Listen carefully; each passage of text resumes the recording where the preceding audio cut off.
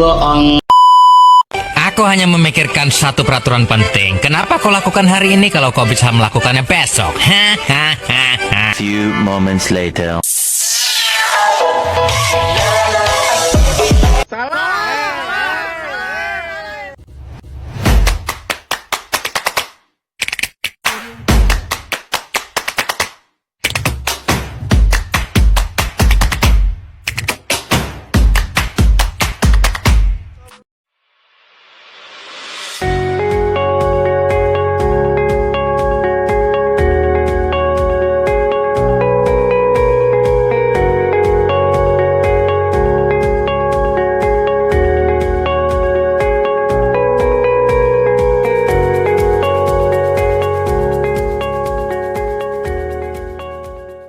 Assalamualaikum warahmatullahi wabarakatuh.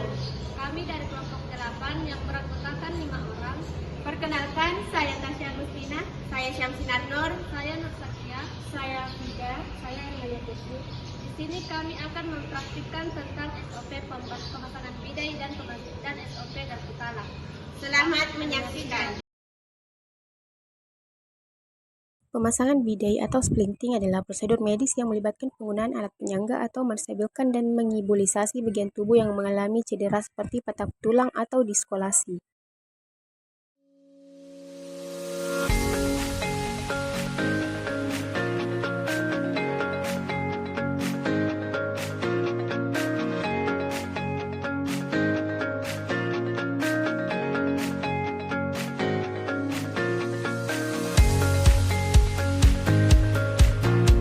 Assalamualaikum Ibu, Waalaikumsalam. Perkenalkan, saya perawat Nur Sakia yang bertugas pada pagi hari ini pada pukul 9 sampai 14.00.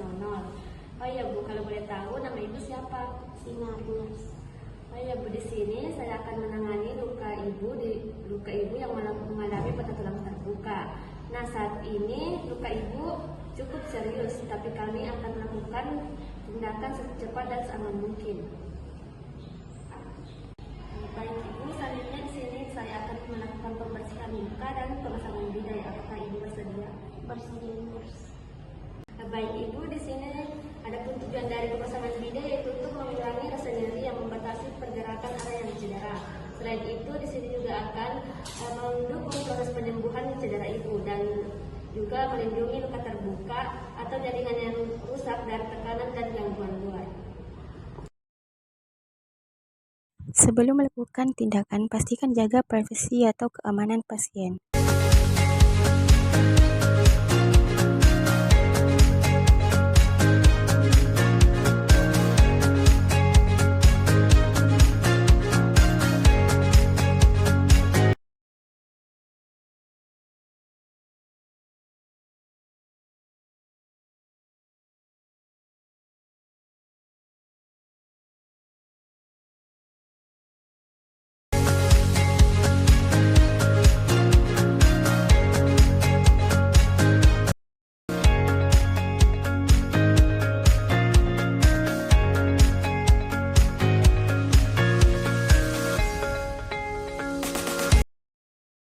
Selanjutnya, setelah memastikan bahwa privasi pasien sudah aman, dekatkan alat-alat yang akan digunakan.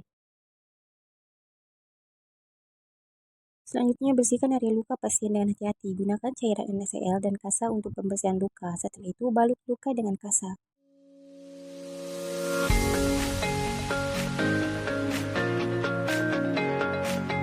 Setelah itu, pasang bidai dengan hati-hati dan pastikan pada saat pemasangan bidai tidak terlalu kuat dan tidak terlalu longgar. Dan pastikan juga pengunci bidainya terlihat agar dapat dipastikan bahwa balutan bidainya tidak terlepas.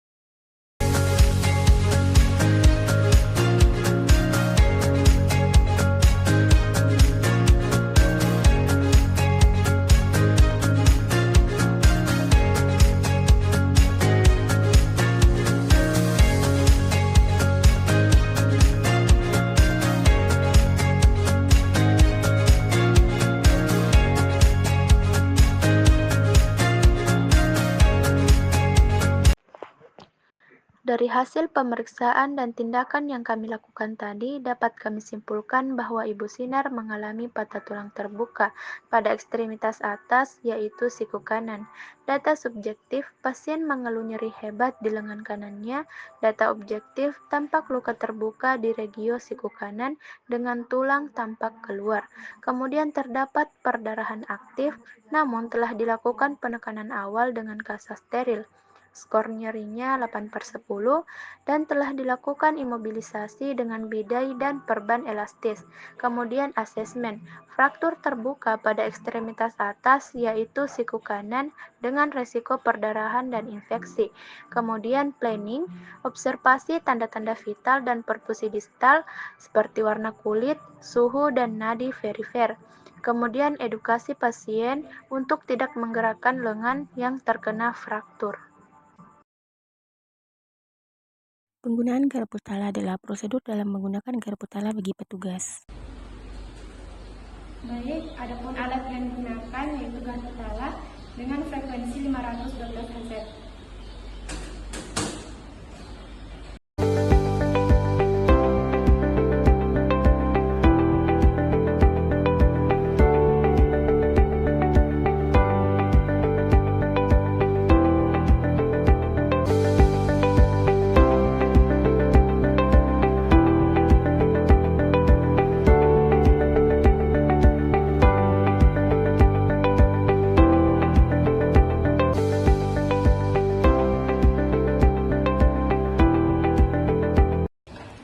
Assalamualaikum warahmatullahi wabarakatuh.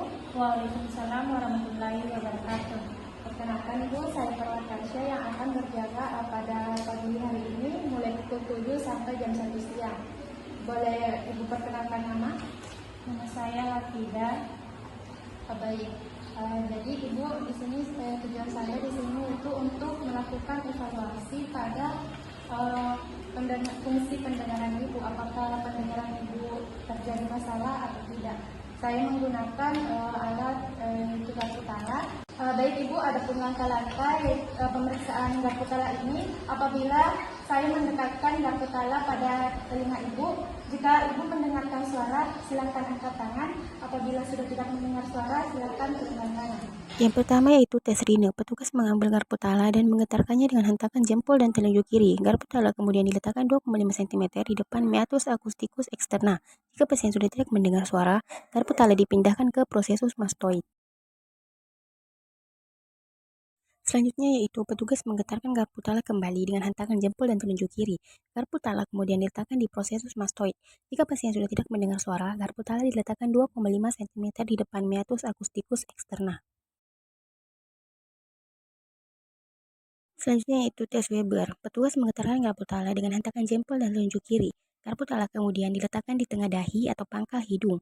Petugas kemudian bertanya ke pasien apakah suara terdengar sama keras atau lebih keras di satu sisi. Dan yang terakhir yaitu tes swabah. Petugas menggetarkan garpu tala dengan hentakan jempol dan telunjuk kiri. Garpu tala kemudian diletakkan di tulang mastoid pasien. Jika bunyi sudah tidak terdengar, garpu tala dipindahkan ke tulang mastoid petugas. Petugas menggetarkan kembali garpu tala dengan hentakan jempol dan telunjuk kiri. Garpu tala kemudian diletakkan di tulang mastoid petugas. Jika bunyi sudah tidak terdengar, garpu tala dipindahkan ke tulang mastoid pasien.